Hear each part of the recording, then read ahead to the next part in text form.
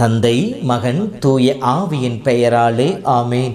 மூவொரு கடவுளுடைய அருளும் ஆசீரும் பாதுகாப்பும் வழி நடத்துதலும் உங்களோடு இருப்பதாக. பாஸ்கா காலம் 3வது வாரம் செவ்வாய்க்கிழமை. இயேசுவில் அன்பு சகோதர சகோதரிகளே, இந்த உலகிலே குற்றம் செய்யாத மனிதன் எவரும் இல்லை. 100% நல்லவரும் இல்லை, 100% தீயவர்களும் இல்லை. நன்மையும் தீமையும் கலந்து இருப்பதுதான் மனித வாழ்க்கையாக இருக்கின்றது. நன்மைகளை செய்கின்ற பொழுது, பிறர் பாராட்டுகின்ற பொழுது அதை ஏற்றுக்கொண்டு மகிழ்கின்ற நாம், தவறு செய்து தவறிழைத்த பொழுது பிறர் நம்முடைய குற்றங்களை தவறுகளை சுட்டி காட்டுகின்ற பொழுது நாம் அதை எந்த மனநிலையிலே எதிர்கொள்ளுகின்றோம்? சதா மனித வாழ்க்கையிலே பார்க்கின்ற பொழுது மனிதனுடைய குற்றங்கள் வெளிப்படுத்தப்படுகின்ற பொழுது 2 நிலைகளிலே அதை எதிர்கொள்பவனாக இருக்கின்றான். ஒன்று, அதை ஏற்க மறுக்கின்ற குணம். அப்படி வெளிப்படுத்தியவர்களை பகைப்பது, வெறுப்பது, அவர்களை துன்புறுத்துவது, அவர்களை பற்றி இல்லாது கொள்ளாது பேசுவது, பழித்துரைப்பது, அவர்கள் வாழ்விலே குற்றம் காண விளைவிப்பது, இதெல்லாம் ஒரு எதிர்மறையான நிகழ்வுகளாக அமைந்து விடுகின்றன. இது கோழைகளின் உள்ளத்தை கொண்டது. தன்னுடைய தவறுகளை ஏற்றுக்கொள்ளக்கூடிய மன வலிமை அற்றவுடைய வாழ்க்கையாக இருக்கும். இவர்கள்தான் பிறரை சாடுபவர்களாக இருப்பார்கள். தன் குற்றத்தை மறைத்து பிறர் குற்றத்தை சொல்லி அதை தாம் தப்பித்துக் கொள்பவர்களாக இருப்பார்கள். இயேசு வாழ்ந்த காலத்தில் வாழ்ந்த பரிசேயர்களும் மறைநூல் அறிஞர்களும் இந்த இனத்தை சார்ந்தவர்கள். இன்றைய முதல் வாசலை படிக்க கேட்ட பொழுது, ஸ்தேவான் வாழ்ந்த பொழுது வாழ்ந்த யூதர்களும் இயேசுவை பகைத்து ஸ்தேவானை கல்லெறிந்து கொலை செய்த மனிதர்களும் இத்தகைய கோழை உள்ளம் கொண்டவர்களாக இருந்தார்கள். 2வது நிலை என்று சொல்லி பார்க்கின்ற பொழுது, தவறுகளை ஏற்றுக்கொள்வது, ஏற்றுக்கொண்டு மனம் வருந்துவது. நம்முடைய மனித பலவீனத்தினாலே நான் தவறு செய்துவிட்டேன் என்று சொல்லி அதை அறிக்கையிட்டு அதிலிருந்து வெளிவர முயற்சிப்பது, மனம் மாறி மனம் வருந்தி புது வாழ்வை பெற்றுக்கொள்வது.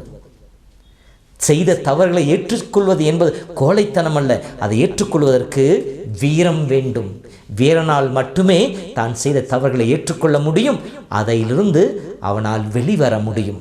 உதாரணம் இந்த 2க்கும் பார்க்கின்ற பொழுது, பழைய ஏற்பாட்டில் தாவீது தவறு செய்கின்றான். ஏதோ தன்னுடைய மனித பலவீனத்தினாலே மாற்றான் மனைவியோடு தவறு செய்து விடுகின்றான்.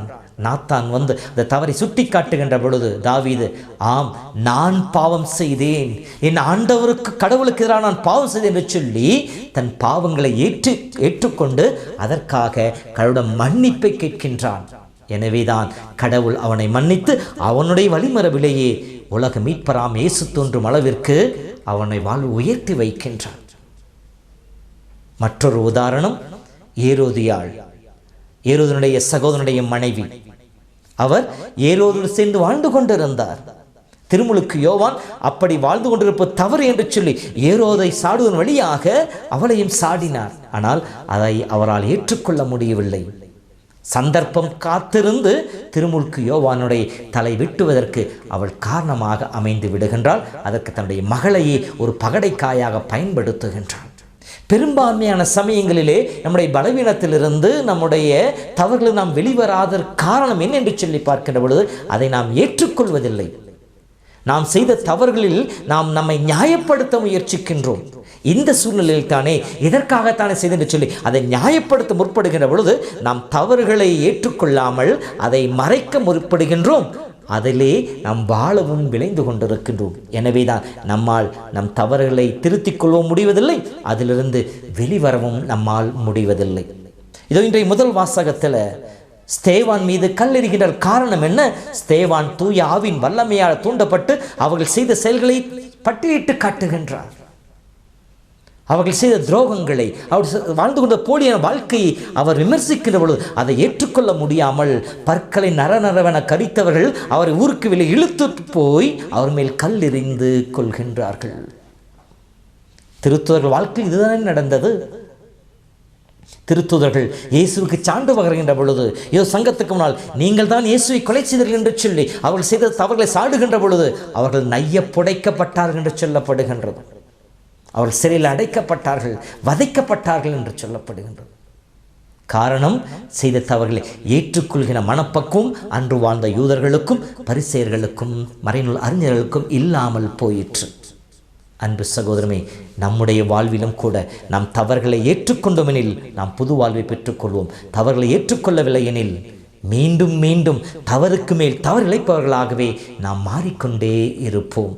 அதைத்தான் 1 யோவான் 1:9 நாம் பாவங்களை ஒப்புக்கொள்வோம் என்றால் கடவுள் நம் பாவங்களை மன்னித்து குற்றம் அனைத்திலுமிருந்து நம்மை தூய்மைப்படுத்துவார் என்று சொல்லப்படுகின்றது. அதையே நீதிமொழிகள் 28:13 தம் குற்றப்பழிகளை மூடி மறைப்பவரின் வாழ்க்கை வளம் பெறாது அவற்றை ஒப்புக்கொண்டு விட்டு விடுகின்றவர்களே கடவுளுடைய இரக்கத்தை பெறுவார்கள் என்று சொல்லப்படுகின்றது. அன்பு சகோதரமே, நம்முடைய வாழ்வை அலசி பார்ப்போம். நம்முடைய அன்றாட வாழ்விலே நாம் தவறுகின்றவர்கள் தான். பிறர் நம்முடைய தவறுகளை சுட்டி காட்டுகின்ற பொழுது அதை ஏற்றுக்கொண்டு மனம் வருந்தி மனம் திருந்தி புது வாழ்வை பெறுபவர்களுக்காக இருக்கின்றோமா?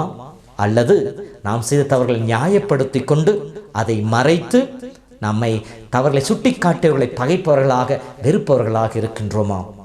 இரண்டாவது நிலையில் இருந்தால் நம் வாழ்க்கையை மாற்றிக்கொள்ளுவோம். புது வாழ்வு பெற்றவர்களாக இயேசுவின் அருளை கேட்போம். இறைவன் நம்ம ஒருவரையும் ஆசீர்வதிப்பாராக. ஆண்டவர் உங்களோடு இருப்பாராக.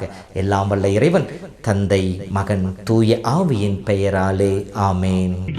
சோர்ந்தோரே என்னிடத்தில் வாருமென்றி அந்த ஆறுதல் வார்த்தை என்னை உன்னிடத்தில் ஈர்த்ததையா.